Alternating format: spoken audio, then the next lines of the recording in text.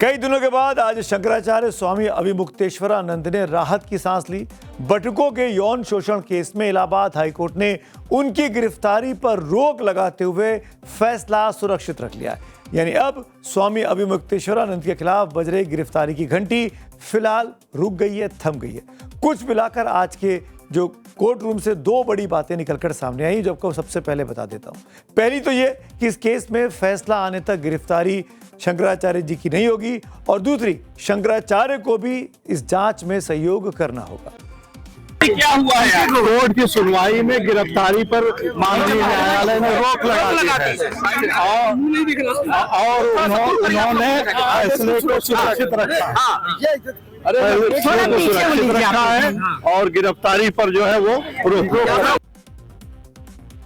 अब मार्च के तीसरे हफ्ते में इस केस की सुनवाई अगली होगी। अदालत में आज शंकराचार्य का पक्ष वकील पीएन मिश्रा ने रखा, जबकि राज्य सरकार की तरफ से अपर महाधिवक्ता मनीष गोयल पेश हुए। कोर्ट में सुनवाई शुरू होते ही सरकार की ओर से पेश अपर महाधिवक्ता मनीष गोयल ने अभिमुक्तेश्वरानंद की याचिका पर सवाल उठाते हुए कहा कि वो अग्रिम जमानत के लिए सीधे हाईकोर्ट नहीं आ सकते। इस पर कोर्ट ने कहा कि यह कोई अनिवार्य बाधा नहीं है। शंकराचार्य ने बटुकों के यौन उत्पीड़न मामले में 24 फरवरी को अग्रिम जमानत के लिए याचिका लगाई थी, जिस पर कोर्ट ने आज उनको राहत दे दी। इसके बाद मठ में कैसे जश्न का माहौल है, यह आगे आपको दिखाएंगे, लेकिन पहले शंकराचार्य की प्रतिक्रिया सुन लीजिए। हम लोगों ने जो दलील रखी वो इस बात की दलील थी कि ये मुकदमा झूठा बनाया गया है। निश्चित रूप से न्यायाधीश को ये बात हमारी जो वहां पर रखी गई थी, इसमें बल दिखाई दिया होगा, तभी तो उन्होंने इस तरह का एक निर्देश प्रदान किया है। इसलिए हम आरंभ से कह रहे थे कि हमारा काम है जो बात जैसी है उसको न्यायाधीश के सामने ठीक से रखना। हम लोगों ने रखा और आप देखिए कि न्यायाधीश ने जो वर्डिक्ट दी है, जो एक आदेश पारित किया है, उससे ये पता चलता है कि वो समझ रहे हैं कि इस मामले को बना करके रखा गया है। हाईकोर्ट में शंकराचार्य के वकील ने पुलिस की जांच पर सवाल उठाए। उन्होंने कहा कि जिन बच्चों को पेश किया गया है उनकी मार्कशीट हरदोई की है और वो वहीं के छात्र हैं। इससे पहले आरोपों पर सफाई देते हुए शंकराचार्य कई बार कह चुके हैं कि नाबालिग बच्चों का विद्या मठ से कोई संबंध नहीं है। अभी तक जितना बड़ा प्रचार किया जा रहा था कि आश्रम में बटुकों का शोषण, गुरुकुल में बटुकों का शोषण और इनके यहाँ ये होता है, ये जो बात चलाई जा रही थी उसको तो जो एजी हैं उन्होंने ही समाप्त कर दिया।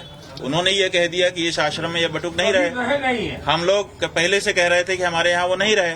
आज वो बात जनता के सामने साफ साफ प्रमाणित हो गई। तो ऐसी परिस्थिति में जो कहानी बनाई गई थी वो तो पूरी तरह से ध्वस्त हो गई। इलाहाबाद हाईकोर्ट से राहत मिलने के बाद शंकराचार्य के मठ में खुशी का माहौल है।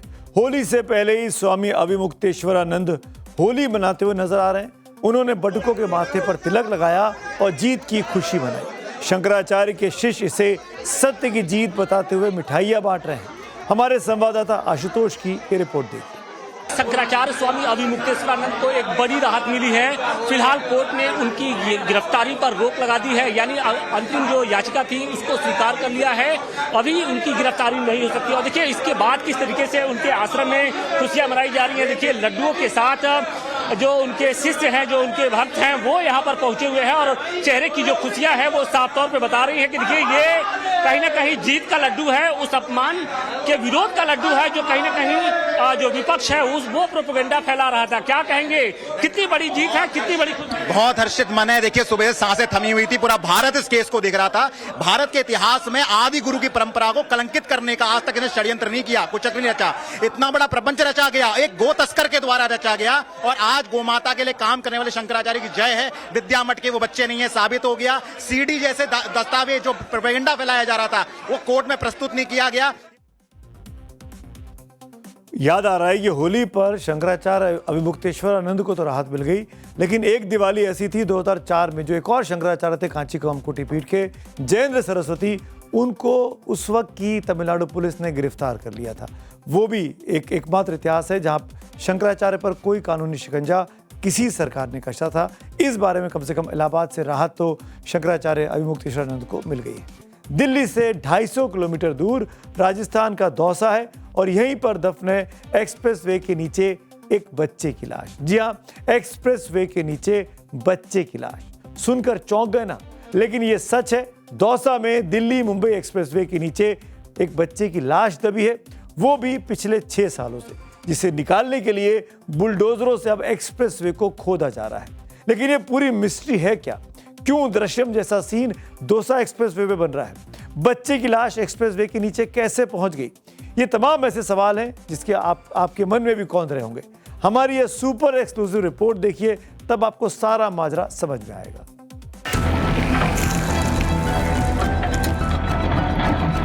6 साल पहले एक मासूम को मारकर जहां दफनाया गया था, वहां अब दिल्ली मुंबई एक्सप्रेसवे बन चुका है। लेकिन कोर्ट के आदेश पर अब इसी हाईवे को खोदकर मर्डर के सबूत तलाशे जा रहे हैं। जेसीबी के हर चोट के साथ एक ही सवाल उठ रहा है, क्या यहां दबे मासूम का कोई सुराग मिलेगा या नहीं?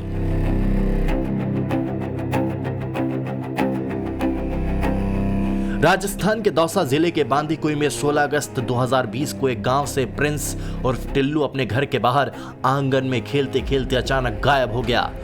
एक बेटा जो घर से निकला लेकिन कभी लौटा नहीं।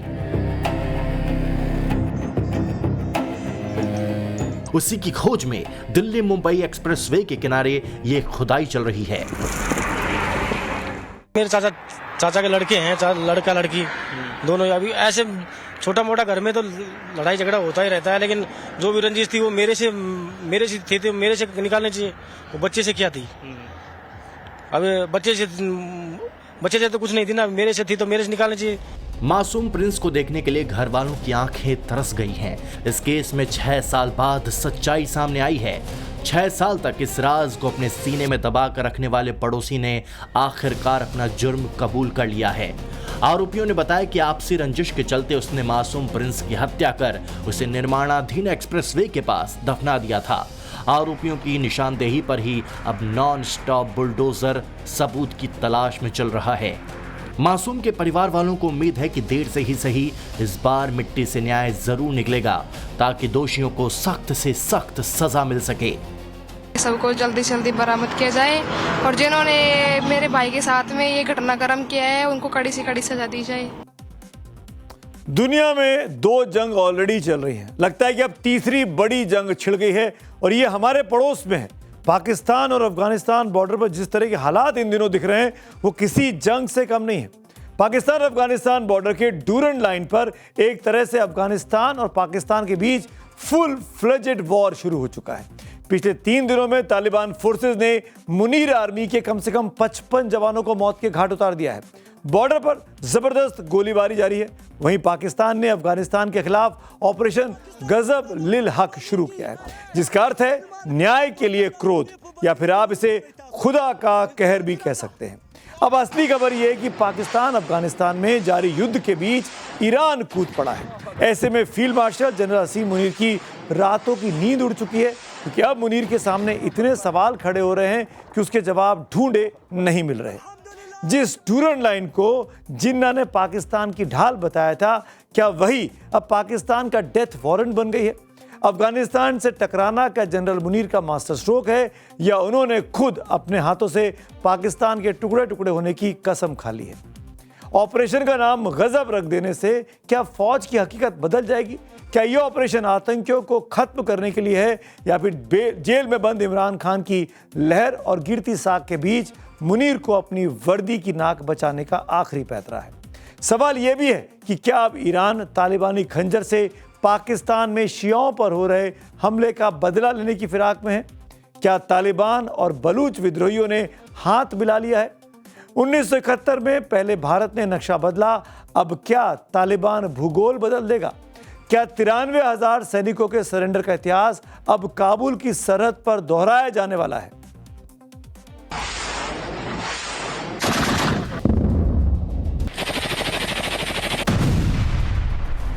डूरंड लाइन पर कोहराम है, दोनों ओर से बम, गोले, बारूद बरस रहे हैं। तालिबान फोर्सेज ने मुनीर की फौज की बैंड बजा दी है। 55 पाकिस्तानी फौजी मारे जा चुके हैं। 19 पाक चौकियों पर तालिबान का कब्जा हो चुका है। इतना ही नहीं, तालिबान ने पाकिस्तान के सबसे अहम F-16 फाइटर जेट को मार गिराया है। बीती रात पाकिस्तान ने भी अफगानिस्तान पर हमला कर दिया। इस दौरान राजधानी काबुल में कई मिलिट्री ठिकानों पर एयर स्ट्राइक की। इसमें अफगानिस्तान के मिलिट्री ठिकानों को नुकसान तो पहुंचा है, लेकिन अभी तक किसी के मौत की खबर सामने नहीं आई है। डूरंड लाइन पर जारी तनातनी के बीच ईरान की एंट्री हो गई है। ईरानी विदेश मंत्री अब्बास अरागची ने सोशल मीडिया पर एक पोस्ट किया है। इस पोस्ट में हवाला रमजान के पाक महीने का दिया है और दोनों देशों को इस दौरान युद्ध नहीं करने की नसीहत दी है। इतना ही नहीं, ईरान ने मध्यस्थता की भी पेशकश की है। अब सवाल यह है कि ईरान एक तरफ मध्यस्थता की बात कर रहा है तो दूसरी तरफ पाकिस्तान अमेरिका की सैन्य नजदीकी से असहज है,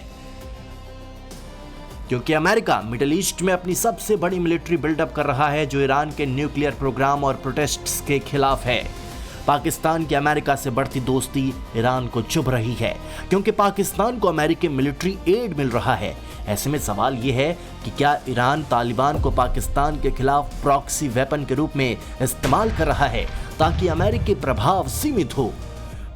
ईरान ऐसा नहीं है कि बड़ा नादान है, स्मार्ट है, डिप्लोमेटिकली अलाइव है, पॉलिटिकली स्मार्ट है। सबसे बड़ी बात यह है कि ईरान के पास पाकिस्तान के खिलाफ क्या कार्ड है, सिवाय टीटीपी के, सिवाय अफगानिस्तान के, सिवाय अनरेस्ट के।